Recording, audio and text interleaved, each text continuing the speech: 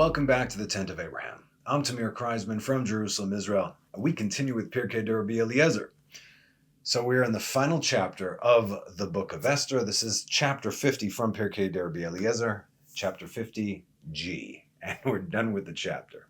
This one is called Vengeance, Justice, Peace. הללו את אדוני כל גויים שבחו כל האומים כי גבר עלינו חסדו ואמת אדוני לעולם hallelujah. And Mordecai came before the king. As Haman was announcing aloud, so shall be done to the man whom the king wishes to honor.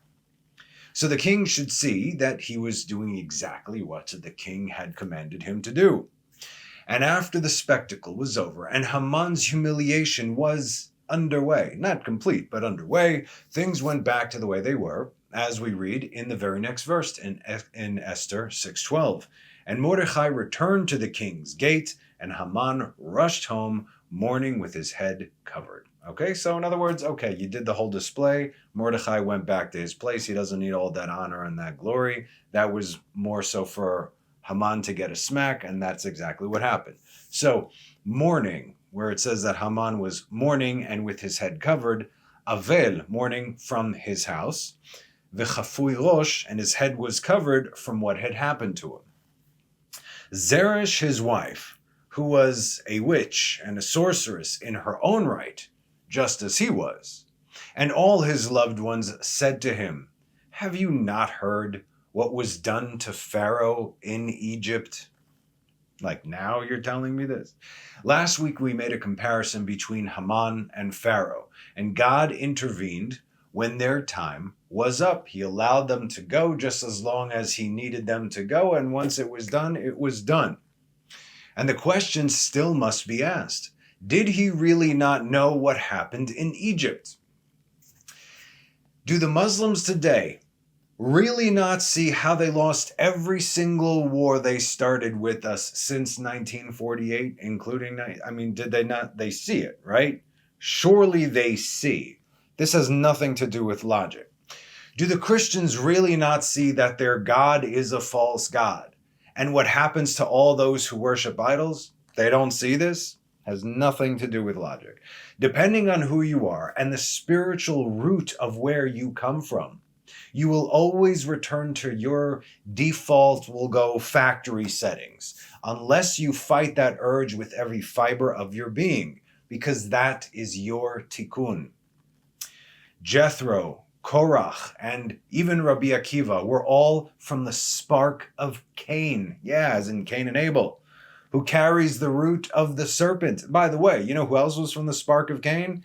Aaron, Nadav, and Avihu. And we could see it because Cain brought korbanot to God, right? Like what a priest does. Jethro was the high priest of Midian. Aaron, the high priest of Israel. Korach was a Levite who wanted to be priest. You see what I'm saying? So in other words, they all came from the same root.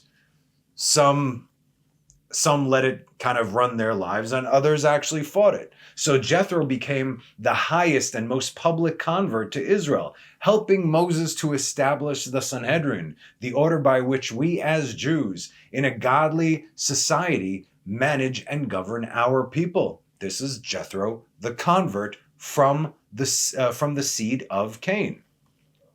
Spiritually speaking, yes. Korach, on the other hand, failed. Korach, who was Moses' first cousin, from the tribe of Levi, the son of Jacob. He failed, right? As he rose up, just as his forefather did, who tried to kill Moses, his forefather meaning Cain. Moses is a reincarnation of Abel, Cain and Abel. This keeps on happening throughout. Thereby rebelling against God, Korach's rebellion. Rabbi Akiva, who was the son of converts, who up until the age of 40 years old did not know how to read or write and despised Torah and those who learned Torah, did a massive tikkun by doing tshuva. to the point where when Moses was on Mount Sinai, God took him to the Beit Midrash of Rabbi Akiva, sitting him in the 8th row to listen to the Torah that was being discussed by this man. When Moses was floored by his wisdom, understanding, and knowledge, he told God that Akiva should be the one that should receive the Torah. To which God answered, saying, everything he teaches is because you have brought the Torah to the children of Israel, extrapolating upon your own words and your own guidance, Moses. He's like, whoa. So, that's Cain. But what about Amalek and some of the other worst enemies of Israel? What of them? Is God biased towards them? Is there not free will? We're going to see. Listen to what it says in Masechet Gitin 57b. Some of Haman's descendants studied Torah in Bnei Brak, and some of Sisera's descendants taught children Torah in Jerusalem, and some of Sennacherib's descendants taught Torah in public. Who are they? So who are the descendants of Haman? They are Shemaiah and Avtalion, the teachers of Hillel the elder, as in Hillel and Shammai. We go by Hillel today. Over 2,000 years ago, who taught Hillel? You have the descendants of Haman from Amalek, who did Shuva and converted, okay? This raises some questions, of course, particularly regarding Amalek, because in the Mechilta B'Shalach, Parashat Amalek B, it says the following, שנשבע המקום בכיסא הכבוד שלו, שאם יבוא מכל האומות להתגייר שיקבלו, ועמלק ולביתו לא יקבלו. The omnipresent swore by his throne of glory that if anyone from the nations comes to convert, they would be received. But for Amalek and his house, they would not be received. Right? So that's a question. Wait a minute. So we have this. How could it be that they converted? This matter was explained by the rabbi of the Ramban Nachmanides, and that is Rabbeinu Yehuda, who said that the statement we read regarding Amalek only applies to those whose both parents are from Amalek, meaning a purebred Amalekite, if you will. If one of the parents is Amalek, there is still hope, but a lot of work nevertheless needs to be done because you're carrying such impurity with you. But if you do a tikkun, you turn everything negative into a positive, which is essentially, that's why it's difficult, right? But Haman, he had no redemption, completely evil from his core. And so again, now you might be thinking, great, but Haman and all his kids got killed. Not all of them, we're going to see. And so again, Zeresh, his wife, and all his loved ones said to him, have you not heard what was done to Pharaoh in Egypt? Esther 6:13. And Haman recounted to Zeresh's wife and to all his friends that what had befallen him and his wife and men and Zeresh's and his wise men. And Zeresh's wife said to him, if Mordechai, before whom you have begun to fall, is of Jewish stock, and of course he was, you will not prevail against him, but you will surely fall before him. So again, the whole initial thing, almost in the pshat, why did Haman choose Purim? You look at the stars, he says, oh, this is when the greatest of all Israel died. Moses died in the month of Adar. But what he doesn't know, and like we say, all the tzaddikim that die on their death day is actually also their birthday, as in all the circle is complete. Abraham, Isaac, and Jacob, and Yosef, and Moshe, and Aaron, all the tzaddikim, David, they all were born and died on the same day. That shows a complete life, a complete and perfect life. So, and he didn't take that into account. So why did they bring up Pharaoh specifically? When was his and Egypt's downfall? In the month of Nisan. As our text continues and says, in that very hour, the emissaries of Esther came and took Haman to the banquet that Esther had prepared on the 17th of Nisan. Although the verse in Esther 3:14 says that they were the king's chamberlains, he gave her his men because it was her banquet. Then, at the banquet, since they had eaten and drank, meaning the king was perfectly sated, from Esther 7:2 it says, and the king said to Esther also on the second day during the wine fest, also on the second day, right? What is your petition, Queen Esther? It shall be given to you. And what is your request? even up to half the kingdom, and it shall be granted. In other words, here's an open check. What do you want? Notice he offered her two things in the verse, right? First it says, Ma she'elatech, what is your question?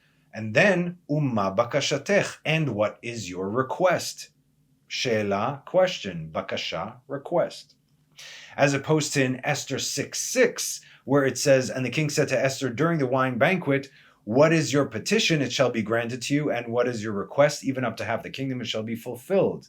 Ma she'elatech, what is your question? But also, the text says the king referred to her as Esther. See, this is the difference. In 6:6, he says, the king said to Esther. But over here, what does it say? After everything went down, after all the sleepless nights, the bad dreams of Haman, the truth being exposed, the recognition of Mordecai, and of course the second day of the banquet where the king felt more secure than he had before, refers to our heroine. What is your question? Queen Esther. You see? Now he's already looking at her for, hey, Esther, but now it's Queen Esther. You see? In other words, her status has already elevated. To which she replied to both points, right? Two, right? She'ela bakasha. Esther 7:3, and Queen Esther replied, and she said, if I have found favor in your eyes, O king, and if it pleases the king, may my life be given me in my petition, and my people in my request. Tinaten li nafshi b'she'elati. She'ela, what is your question? Talking about, I need you to save me right now, my nefesh, my life. Ve'ami bevakashati, that is my request, and my people are my requests.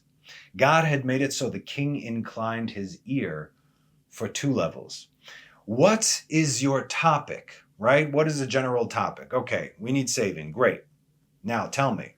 Let's get down to specifics. And what is your request in regard to said topic? To which Esther wisely presented herself, his queen, the apple of his eye, the one whom he had expressed great interest and generosity towards, the one he chose out of all the women of the kingdom, to give her up to half his kingdom. What do you want? You got it. And then tied her people wisely directly to her. In other words, what happens to me happens to my people and vice versa. Meaning, whatever happens to them will happen to me and vice versa, as she then said, for we have been sold, I and my people, to be destroyed, to be slain, and to perish. Ki nimkarnu, ani ve'ami, and my people, lashmi, larog, u'le'abed.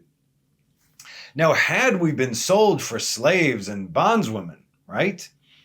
I would have kept silent. In other words, no problem. We're still alive, right? But for the adversary has no consideration for the king's loss. Ki ein hatzar tzorer, right? Shaveh benezek hamelech. Who is the adversary? Haman. But who is the seller? We have been sold. Great. Who purchased you? But who sold you?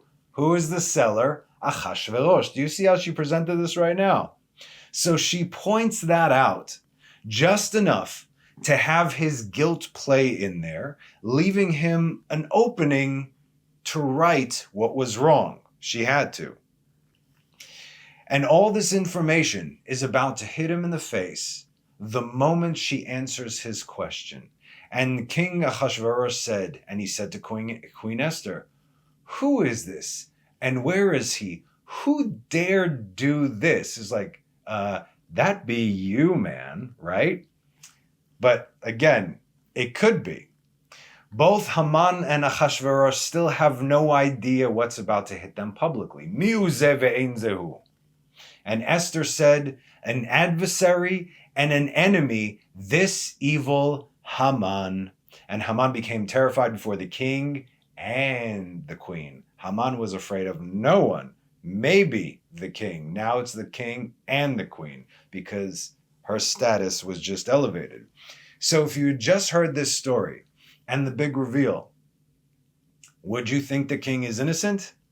Obviously not, right? Or is he not only complicit, but a full-on partner in the extermination of his queen and her people? This is not a good look for the king. Nevertheless, he still has an out, which she gave him. And that is to distance himself as far away from Haman as possible, laying all the responsibility on him. So what happened to Haman at this moment? Vehaman niva'at milifnei hamelech vehamalka. Haman was kicked, meaning taken down from before the king and the queen. Remember we talked about it, niv'at? He was kicked like shoots and ladders, fallen down. And there is a separation. Only yesterday it was Achashverosh and Haman, two wicked peas in a pod. But now it's Haman on one side and the unity of the king and queen on the other. Immediately, says our text, he covered his face. According to the laws instilled at the time, whenever the king was angry with someone, that person could no longer show their face in public. If they were going to be around the king, they had to cover their face so the king would not have to see their face and be even angry. In other words, it's also for their own protection. Just by the look that the king gave him, he knew to cover his face and hang his head. And the king arose in his fury from the wine feast to the orchard garden. So, why was the king so angry? Why? What did he do? He's the king. Does he have to apologize for anything that he did? No. Why was he so angry? He couldn't care less about the Jews. We know this. He literally sold us to be slaughtered. Haman's like, listen, I'm going to kill the Jews. Cool? It's like, yeah, sure. Let me buy them. They're yours. Do with them as you will. This actually happened. Achashverosh is not innocent, not by a long shot. But what he did care about is what most of these fools generally do, and that is their public image. And right now, he's looking really, really bad. Like we said, Esther knew to give him an out because the king told her publicly that he would give her anything she asked, up to half his kingdom. Not to mention that he can totally distance himself from Haman, or rather distance Haman from himself, pleading ignorance due to Haman, this newly established evil man's deception. Oh no, I didn't know. Oh, those Jews. I thought you meant the other Jews. Sure. Now, while Haman was no doubt having the worst day of his life, also his last day as he's going to be hanged in just a few short hours, first, he got rejected by the king, who took his own words and used them to elevate his arch nemesis, Mordecai, parading him around in the streets, and now by the queen herself, who was undoubtedly in the king's favor. But wait, there's more.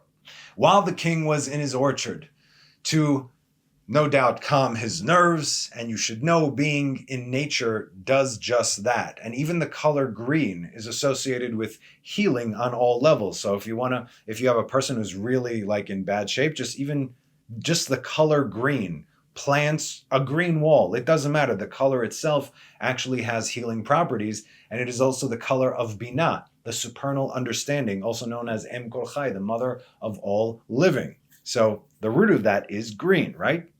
Okay, you get it. So, as he's strolling through his magnificent orchard and garden, seeing the trees and the roses and everything is perfect and beautiful, what did the angel Michael do? Remember, Michael the archangel is also invested in this whole story.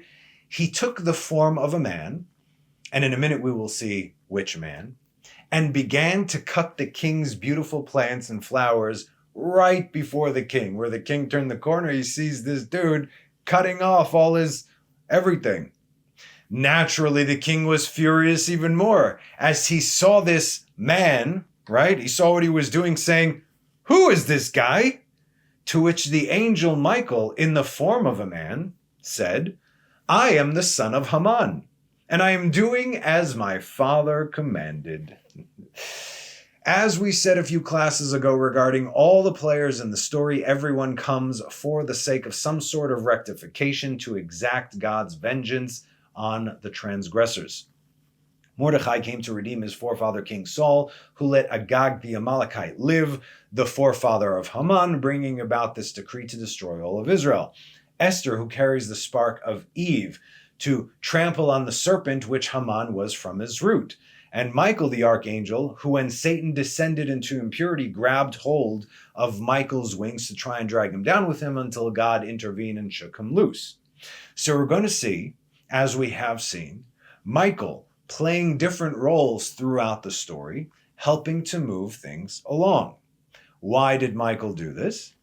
Two reasons. The first being to basically make sure that Achashverosh totally flips his lid. He went outside to calm down. That's it. Now he's firing on all cylinders. And the second, to get him back in the house right away for a reason. Why?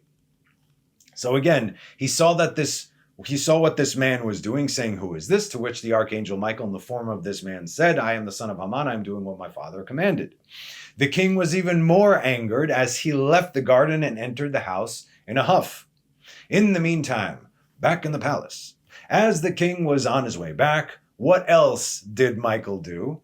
He levitated Haman above Esther as she was sitting on the bed, because they didn't have chairs. I mean, they had chairs, but just think of very fluffy, colorful couches. That's how they hung out. Of course, wouldn't you if you could? Of course you would. So he levitated Haman above Esther as she was sitting on the bed, not necessarily her sleeping bed, but her couch bed, as if he was trying to bed the queen, as said in 7:8. Then the king returned from the orchard garden to the house of the wine feast, and Haman was falling on the couch. It says, "V'Haman nofel al hamita." Mita is bed. Here it's couch.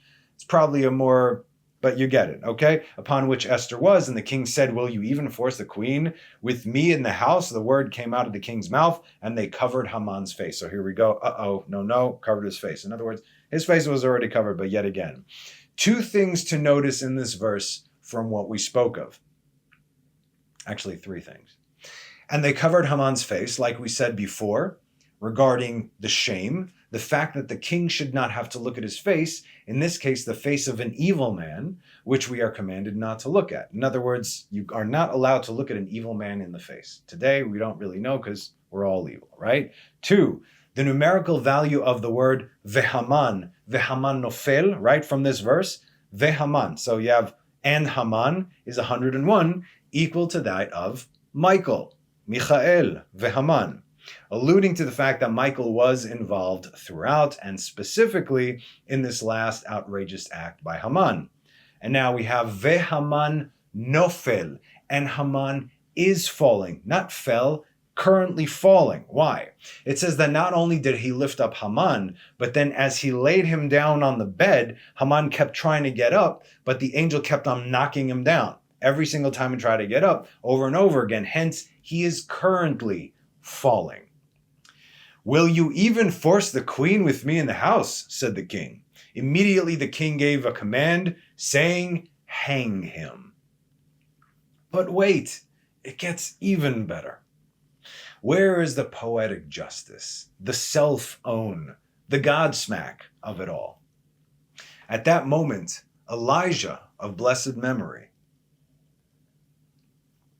who took the form of Chalbonah, one of the king's servants, said, "There is a tree, a beam, a plank of wood, etz, in the house of Haman, which was taken from the Holy of Holies, reaching 50 amah, which is 22.8 meters, or 74.8 feet, as said in 1 Kings 7:6 regarding Solomon's temple.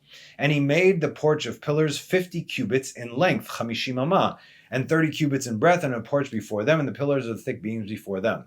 Now, if you're reading 1 Kings chapter 7, you'll see that this is talking about King Solomon's own palace and not the temple. However, this room described was a very holy room, also known as the House of the Forest of Lebanon.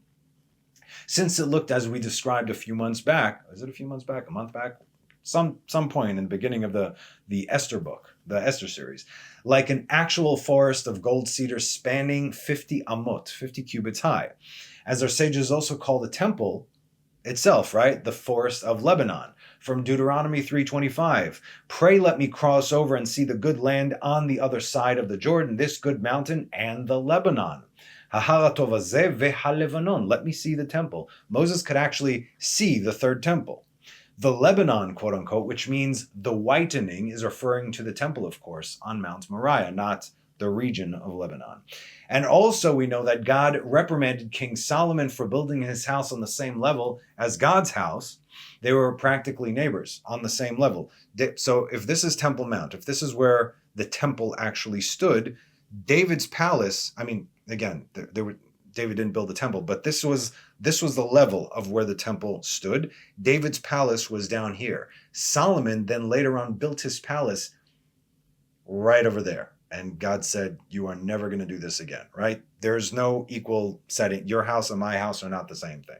Okay, so there was almost like a connection between them, and the same wood that was used for Solomon's grand, Lebanon forest was also used in the temple in the Holy of Holies. Specifically, like it's the same actual wood. So Solomon could basically see the temple from his window, right?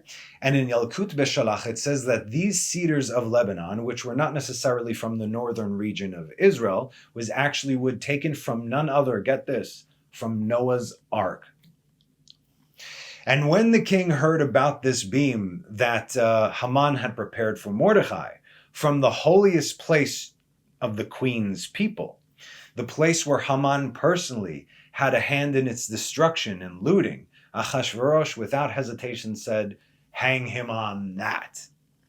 As said in Esther 7:9, then said Chalbonah, which is basically, this is Eliyahu Navi, Elijah the prophet, who took the form of Chalbonah, one of the chamberlains before the king, said, also behold the gallows that Haman made for Mordechai he spoke well before the king, stating in Haman's house 50 cubits high, and the king said, hang him on it. Taluhu alav, yes, on that one. And they hanged Haman on the gallows that he had prepared for Mordechai, and the king's anger abated. Shachacha, lishkoch is like, oh, I forgot. Interesting. The word shachacha is 345. That's also the gematria of Moshe. I know this because from Psalms 145, before we start the Ashrei, like the last verse of 144 and going to 145, Ashrei ha'am shekachalo. Shekachalo, blessed is the people that Moses is for them, meaning Moses, Israel, right? Anyway. And everything that was Haman's, the king gave to Mordechai and Esther to fulfill what was said in Ezra 6:11. And an order is issued by me, King Darius, that whatever person disobeys this order, a beam shall be torn from his house, and a gallows shall be made, upon which to place him, and his house shall be made a dung heap because of this. That's what happened. The king then commanded the Jews to do as they saw fit, as they wrote scrolls and books and they sent them throughout the king's provinces to kill their oppressors. On the 13th day of the 12th month, on the zodiac of the lion. It says, in the sign of the lion. Now, as we explained in the beginning of the Book of Esther classes, though the 12th month, the month of Adar, is Pisces, the day of the week that this decree was given was Tuesday. And on it rules the lion, because even throughout the month, every month, though you have the main zodiac sign, if you will, you have other signs going. It's cyclical, right? So as we can see throughout the Tanakh, the lion is used to describe the strength of Judah as well as the oppressors of Israel. Like the lion it's a lion by nature. As said in Amos 3:8, a lion has roared, who will not fear? Whoever you are, you don't want to be on the receiving end of what comes after that. And there's a reason for this, as our text continues. And the lion is the mazal above all others, it says. As we know, the lion is associated with gvura, heya gibor ka'ari, be strength, strong and as mighty as a lion. So in the natural sense, that's what a lion is, right?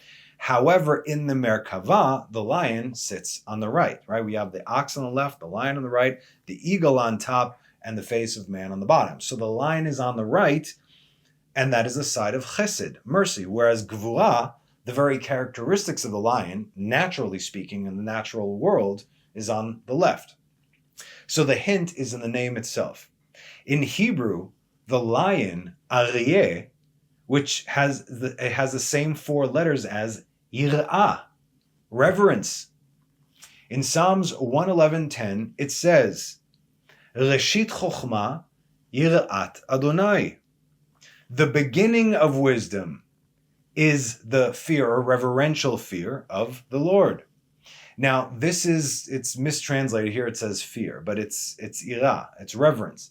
So fear, pachad, is associated with Isaac on the left. If you guys have heard the term pachad Yitzchak, that's where it comes from. And supernal wisdom, chokhmah, is on the right side, right above chesed. Now look what our text says regarding the mazal aryeh, the lion. And the lion is the mazal above all others. Why? Because whenever he desires, he can turn his face, right?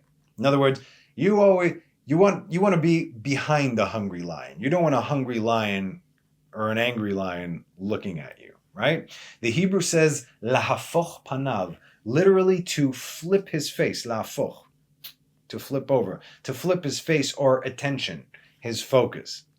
The entire premise, the entire miracle of the book of Esther is v'nafochu, right? That's what it's all about, v'nafochu. And it shall be flipped on its head. This is also the premise of the end of days. The same exact thing will happen as we can see it unfolding slowly but surely before our eyes. And those who do not see it are absolutely blind. So the lion, whenever he desires, can indeed turn his face. As he thought to turn his head and destroy, kill, and annihilate all the Jews, להשמיד, להרוג ולאבד את כל היהודים, has turned his head towards those who hate the Jews, as said in Esther 9:1. And in the 12th month, which is the month of Adar, in the 13th day thereof, when the king's order and his edict drew near to be put into execution, on the day that the Jews' enemies looked forward to ruling over them, meaning destroying them, it was reversed. In Hebrew it says, v'nafochu. The Jews should rule over their enemies. V'nafochu asher yishletu hayudim hema besonehem, by those who hate them. Rabbi Eliezer says, Haman had 40 sons. Here, this answers the question we started off with. Haman had 40 sons. 10 of them were the scribes of the king. These are the 10 sons of Haman that were hanged, right? And the other 30 were throughout the rest of the provinces, as said in Esther 9:14. Now the king ordered that it be done so, and a decree was given in Shushan, and they hanged Haman's 10 sons. Our sages understand this because 4 times in the Megillah it says the 10 sons of Haman.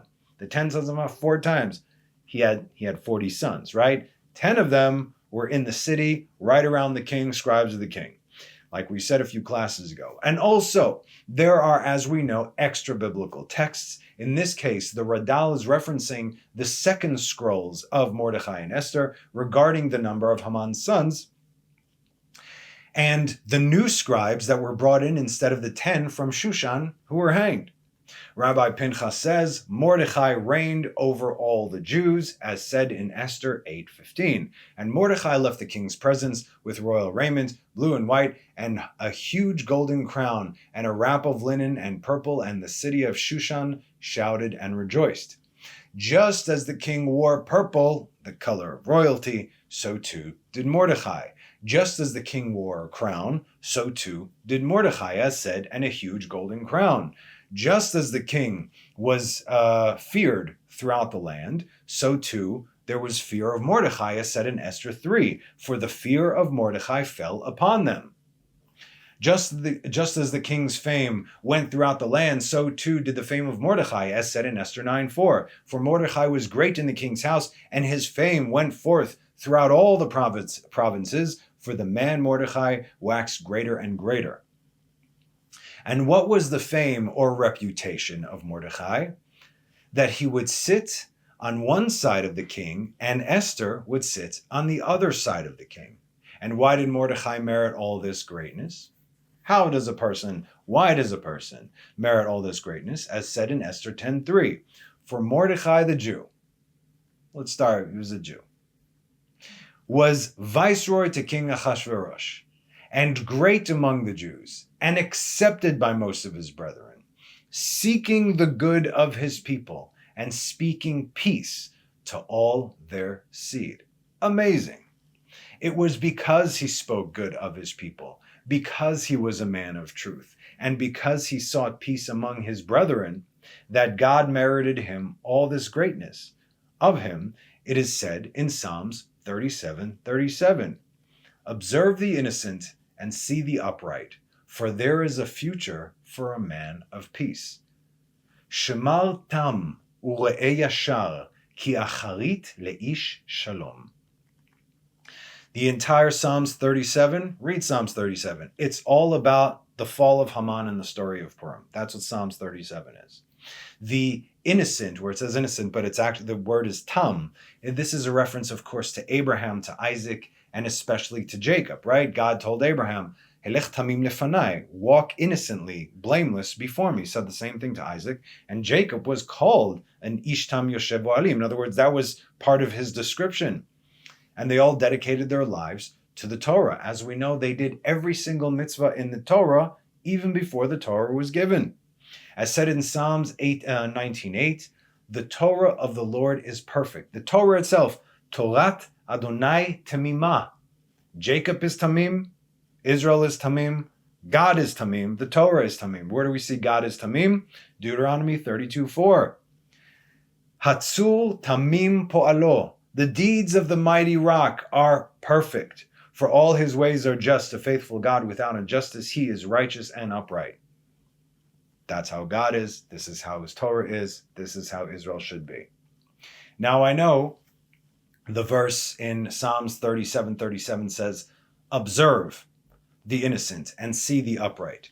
But it is actually referring to God keeping and protecting the innocent, meaning those who dedicate their lives to Torah, which is the way of God.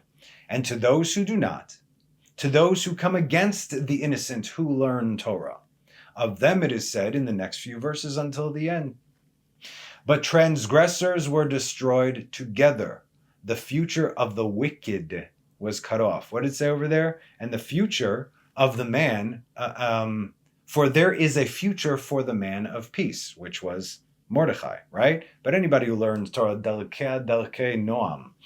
But transgressors who were destroyed together, the future of the wicked man was cut off. In other words, cut off from reality. Nothing. But the salvation of the righteous, right, is from the Lord for their stronghold in time of distress. The Lord helped them and rescued them. He rescued them from the wicked and saved them because they took refuge in him. They all did tshuva.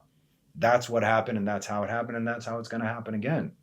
While the wicked have no future, the future of the righteous is always shalom, peace, completion, wholeness, peace. As the eternal blessing we receive from God through Moses via Aaron. In fact, we just read it this last parsha. We didn't read about the blessing, but we read that it said that Aaron raised his hands and blessed the people. What was that? That was the priestly blessing that we're going to read about in the book of Numbers. And what did he say? May the Lord bless you and watch over you. May the Lord cause his countenance to shine upon you. May the Lord raise his countenance towards you and grant you peace. What blessing did he give Pinchas? Briti shalom. I gave my covenant of peace. And Pinchas never died. He just ascended, became Eliyahu, and became an angel, the fire angel. That's where all of Israel are going. And like the hidden miracle of Purim, though God hides his face from us today, Aster Astir, like the book of Esther, this is not a coincidence. We need to continue to open our eyes and make a conscious choice to see God's hand in everything, all the time. So may the Lord Almighty, the God of Abraham, Isaac, and Jacob, Moses and Aaron, Mordechai and Esther, exact vengeance upon our enemies, bring justice to his children, and grant us everlasting peace. Amen. Thus concludes chapter 50 of Pirkei Rabbi Eliezer, and the story of Purim like perhaps you've never heard of it before. I do hope you enjoyed today's class. And so, as always, have a wonderful rest of the week, have a Chodesh Tov, and have a Shabbat Shalom.